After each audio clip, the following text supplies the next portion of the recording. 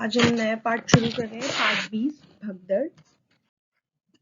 भगदड़, ये जो लिखा हुआ है भगदड़, इसका मतलब होता है इधर उधर भागना।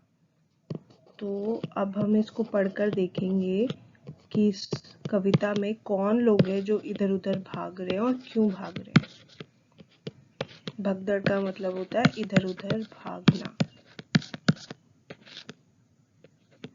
शुरू करते हैं। बुढ़िया चला रही थी चक्की, पूरे 60 वर्ष की पक्की। दोनों में थी रखी मिठाई, उस पर उड़कर मक्खी आई। बुढ़िया बांस उठाकर दौड़ी, बिल्ली खाने लगी पकौड़ी। तो अभी हमने क्या देखा है कि बुढ़िया है, मतलब कोई एक औरत है जो बहुत ज्यादा बूढ़ी हो गई है, तो उनको बुढ़िया बोला गया है कि जो बुढ़िया है वो चक्की चला रही है। तो चक्की यहाँ पे क्या होता है, जैसे गेहूं वगैरह होता है ना, उसको हम साथ में पीसते हैं, फिर वो आटा बनता है। तो चक्की जो होता है वो पीसने का एक मशीन होती है जिसमें गेहूं पिसता है और फिर उसमें से आटा निकलता है। ये कुछ भी चीज जो भी दाने होते हैं उनको हम पीस के उसका आटा बना सकते हैं, चने का आटा। तो चक्की होती है जिसमें पीसते हैं, तो पीसने की मशीन होती है ये जो चक्की होती है। तो जो बुढ़िया है वो चक्की चला रही है, पूरे 60 वर्ष की पक्की। मतलब जो बुढ़िया है उनकी जो उम्र है 60, मतलब होता है 60। तो वो 60 साल की हैं पूरी, पक्की मतलब पूरी 60 इयर्स की हैं वो। डोने में थी रखी मिठाई। डोने में मतलब, डोना मतलब होता है एक बोल, मतलब एक कटोरी वगैरह। डोना मतलब हो गया यहाँ पे कटोरी टाइप की, कि कटोरी में मिठाई रखी हुई थी, उस पर उड़कर मक्खी आई। तो मतलब वो जो कटोरी में मिठाई रखी थी उस पर उड़कर मक्खी आ गई, क्योंकि पता है हमें भी कि मीठी चीजों पे मक्खी आती है। तो वैसे ही जो मिठाई थी उस पर मक्खी आ गई। अब आगे क्या हो रहा है, बुढ़िया पास उठाकर दौड़ी, बिल्ली खाने लगी पकौड़ी। तो जो बुढ़िया है उस मक्खी को भगाने के लिए बांस, मतलब बांस की जो लकड़ी होती है, बैम्बू जो होता है, बांस को इंग्लिश में बैम्बू बोलते हैं। तो वो जो बैम्बू है उसकी लकड़ी है, मतलब या डंडा जिसे बोलेंगे। तो ये जो बांस है इसका मतलब है डंडा, कि वो डंडा उठाकर दौड़ी ताकि वो मक्खी को भगा सके मिठाई के ऊपर से। बिल्ली खाने लगी पकौड़ी। इतने में क्या हुआ कि एक बिल्ली आई और जो पकौड़ी रखी हुई थी मिठाई के साथ, उस बिल्ली जो है वो खाने लगी उसे। आगे चलते हैं। तो मतलब इसमें हमने क्या देखा कि एक बुढ़िया है जो चक्की चला रही है, उसकी उम्र 60 साल है और एक दोने में, मतलब एक कटोरी में मिठाई रखी है और उस पर उड़कर मक्खी आती है। उसको भगाने के लिए जब बुढ़िया बांस उठाकर दौड़ती है, मतलब डंडा उठाकर, लकड़ी उठाकर दौड़ती है, तो बिल्ली जो है वो पकौड़ी खाने लगती है। आगे देखते हैं कि आगे क्या हो रहा है। झपटी बुढ़िया घर के अंदर, कुत्ता भागा रोटी लेकर। बुढ़िया तब फिर निकली बाहर, बकरा घुसा तुरंत ही भीतर। बुढ़िया चली, गिर गया मटका, तब तक वह बकरा भी सटका। उसके बाद क्या हुआ कि जो बुढ़िया है, जब उसने देखा कि बिल्ली जो है वो पकौड़ी खा रही है, तो वो एकदम से घर के अंदर आई। झपटी मतलब एकदम, बहुत जल्दी से, एकदम तुरंत, जिसे बोलते हैं ना कि हम कोई चीज देख लेते हैं कि जैसे कोई हमारा मतलब जैसे ये बिल्ली वगैरह है या फिर कुछ भी है, तो एकदम से कोई कुछ खा रहा है तो हम तुरंत से आते हैं उस जगह पे। तो वैसे ही जो बुढ़िया है वो भी एकदम तुरंत वहां पे आई घर के अंदर। और जब वो बिल्ली को भगा रही थी तब तक क्या हुआ, कुत्ता जो है वो रोटी लेकर भाग गया। तो मतलब हर जगह देखो अंदर बाहर हो रही है जो बुढ़िया है।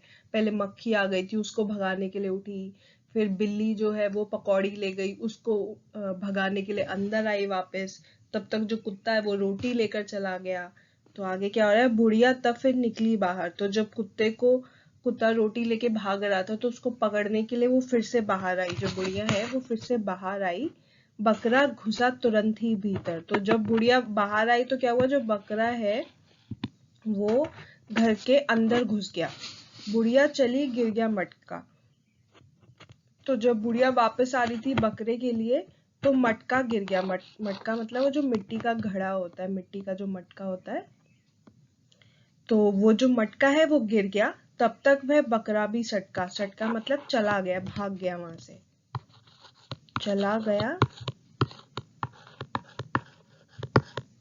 या भाग गया। तो जब तक जैसे ही उसको पता चला बकरे को कि जो बुढ़िया है वो वापस आ रही है घर के अंदर और मटका गिर गया है उसके आने की वजह से, वो जो बकरा है वो भी वहां से चला गया। तो ये जो कविता है इसमें हमने क्या देखा, जो भगदड़ मच रही है वो किस लिए मच रही है, क्योंकि जो बुढ़िया है उसके घर में ये जितने भी, घर के अंदर घर के बाहर जितने भी ये जानवर हैं वो सारी चीजें उठा के खा रहे हैं, और बुढ़िया जो है वो उनसे वो सारी चीजें उनको भगा रही है अपने घर से। और सबसे पहले कौन आता है, सबसे पहले आती है मक्खी। मक्खी कहाँ पे बैठती है, मिठाई पे। उसके बाद बिल्ली आती है पकौड़ी लेने के लिए। उसके बाद क्या होता है, कुत्ता आता है और वो क्या लेकर भागता है, रोटी लेकर भागता है। और जब उसके पीछे दौड़ रही होती है बुढ़िया तो क्या होता है, बकरा घर के अंदर घुस जाता है, और जो बुढ़िया है वो उसको भी नहीं पकड़ पाती है, क्योंकि बकरा मटके के गिरने की आवाज से वो भी वहां से चला जाता है। तो इस बात की भगदड़ मची थी कि जो बुढ़िया है वो सबको भगा रही थी अपने घर से, ताकि वो खाना वगैरह नहीं लेकर जाएं। अब आपने देखा होगा आगे क्या हुआ। तो बुढ़िया बैठ गई जब थककर, बुढ़िया बैठ गई तब थककर, सौंप दिया बिल्ली को ही घर। तो ये हुआ अंत में कि जब वो बहुत उसने भगदड़ मचाई हुई, मतलब इन जानवरों की वजह से हर जगह भगदड़ मच गई है, सब लोग भाग रहे हैं इधर उधर, कभी बुढ़िया भाग रही है, कभी ये जानवर भाग रहे हैं। तो इस सब में बुढ़िया जो है, अब वो 60 वर्ष की है, 60 ईयर्स की है, तो वो थक गई, तो वो बैठ गई। अब उन्होंने क्या सौंप दिया बिल्ली को ही घर, मतलब सौंप दिया मतलब दे दिया कि अब तुम ही रखो इस घर को, मैं नहीं रख रही। तो सौंप दिया मतलब दे दिया। तो इतना थक गई कि मैं अब हर रोज नहीं कर सकती तुम्हारे पीछे, तो उसने बिल्ली को ही घर दे दिया। तो इतना थक गई थी कि उन्होंने घर दे दिया अपना बिल्ली को। तो अब आगे जो ये आपसे बात कर रहे हैं वो ये कर रहे हैं कि ये जो आपने पूरी कविता के आसपास ये देखी होगी ना, ये पिक्चर्स बनी हुई हैं, तो ये ऐसा नहीं है कि ऐसे नॉर्मल सी पिक्चर्स बनी हुई हैं। ये हमारे देश में एक जगह है जिसका नाम है बिहार। तो बिहार में ये बहुत, जिसे कहते हैं ना, फेमस पेंटिंग होती है जिसका नाम होता है मधुबनी। वैसे ही ऐसा नहीं है कि किसी और जगह पे नहीं बनती है, लेकिन फेमस बिहार की वजह से है ये। तो मधुबनी पेंटिंग्स होती हैं ये, जो ये पेंटिंग होती है वो बिहार में बहुत फेमस है। देखो ये रहा मधुबनी पेंटिंग, बिहार की होती है। पहले पहले क्या होता था शुरू में, जब हम ये पेंटिंग चली कैसे थी वो बता देते हैं हम आपको। कि ये जो मधुबनी पेंटिंग है, ये पहले रंगोली हम जो बनाते हैं ना फर्श पे, जैसे कुछ त्योहार आता है तो हम जमीन पर रंगोली बनाते हैं, चावल के पानी से बनाते हैं, कलर्स से बनाते हैं। तो ये जो रंगोली है ना, पहले जो मधुबनी पेंटिंग होती थी वो सिर्फ रंगोली के तौर पे बनती थी, मतलब उसी में वो जो भी बनाना होता था वो सिर्फ रंगोली में बनाते थे। फिर धीरे धीरे क्या हुआ कि जैसे आगे बढ़ी ये, तो लोगों ने इसको कपड़ों पे बनाना शुरू किया, दीवारों पे, मतलब उसको डेकोरेट करने के लिए, अच्छे से सुंदर सा बनाने के लिए कपड़ों पे करना शुरू किया, दीवारों पे, और फिर कागज पर भी करना शुरू किया। और इस पेंटिंग को, मतलब ये जो मधुबनी पेंटिंग होती है, हम इसको पहचानते कैसे हैं कि ये जो पेंटिंग होती है ना, इसमें ज्यादातर क्या होता है कि जो नेचर होता है ना, मतलब हमारे आसपास, जैसे हम इन्वायरमेंट की बात करते हैं, मतलब नेचर से रिलेटेड जो चीजें होती हैं, हवा, पानी, सूरज, चांद, पेड़ पौधे, और या फिर एनिमल्स जो होते हैं, पशु जो होते हैं, या बर्ड्स मतलब पक्षी जो होते हैं, तो इन सब को बनाते हैं इसमें। ऐसा नहीं होता है कि हम कुछ भी घर बना रहे हैं, या फिर क्या बोले, हम कुछ भी ऐसे वो नहीं बनाते जो नॉन लिविंग नहीं है। मतलब इसमें ज्यादातर जो चीजें बनती हैं वो सारी वो होती हैं जो नेचर से रिलेटेड होती हैं। मतलब नेचर, आप प्रकृति जो होती है, मतलब पेड़, पहाड़ और नदी, पानी, हवा, सूरज, चांद, तारे, ये सारी चीजें ज्यादातर इनमें बनती हैं।